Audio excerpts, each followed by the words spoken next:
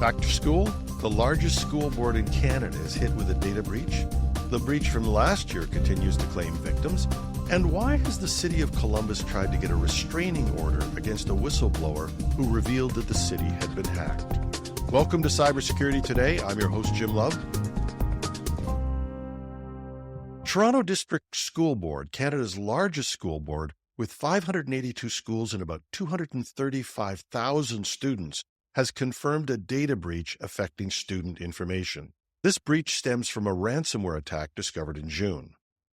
The compromised data, found in a technology testing environment separate from the board's official networks, could include students' names, school names, grades, TDSP email addresses, student numbers, and partial birth dates.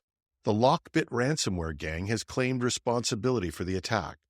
While the TDSP assures that the risk to students is low and no data has been found on the clear or dark web, they've threatened to leak the stolen data if the ransom isn't paid within 2 weeks.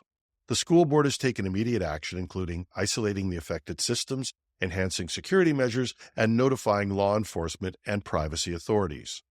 This breach not only reminds us of the ongoing threat of ransomware attacks on educational institutions and other public entities, but also of the importance of securing all environments, including testing environments.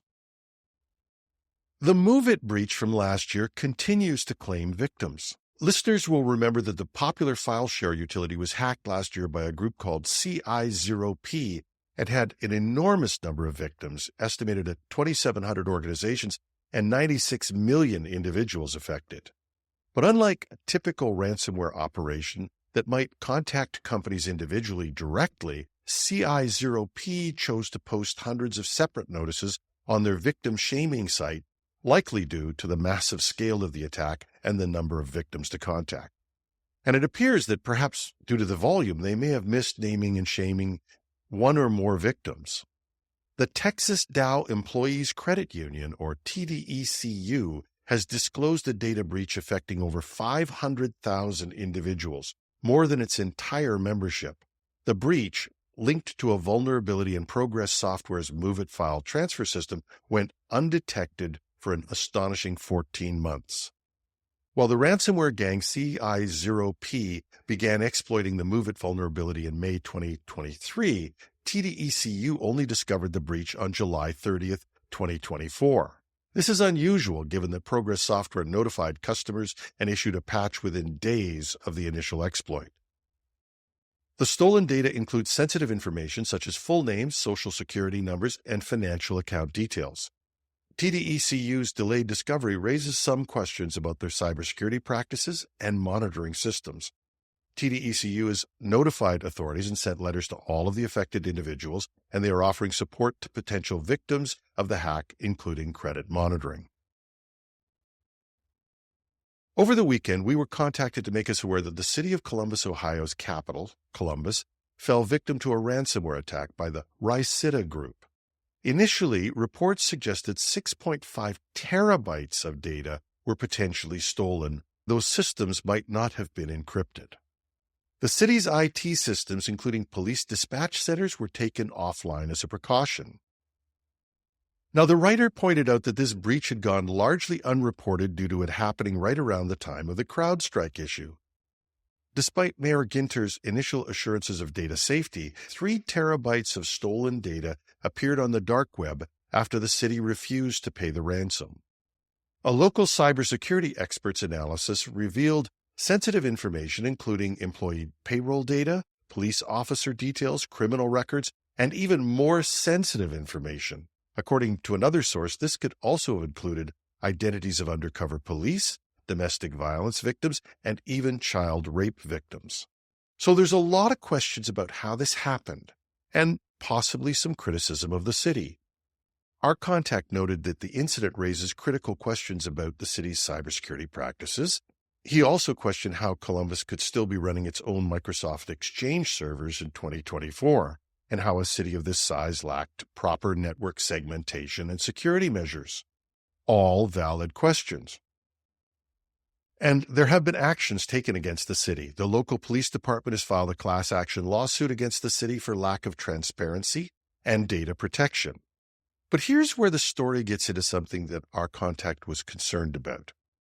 The city has now filed for a restraining order against the cybersecurity expert who provided details to the local media about the incident. There are differing stories about who did what, and we do not have feet on the street to validate what happened.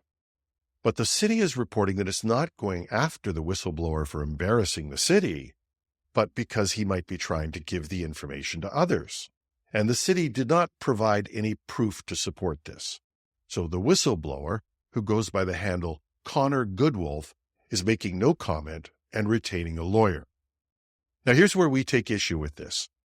And I've gotten some criticism for editorializing since I took over the hosting of this program, but with 40 years experience in IT, I think I'm entitled to have an opinion. When I was in charge of editorial content at the former IT world, we had a similar experience. We received a tip about a hack that had not yet been revealed.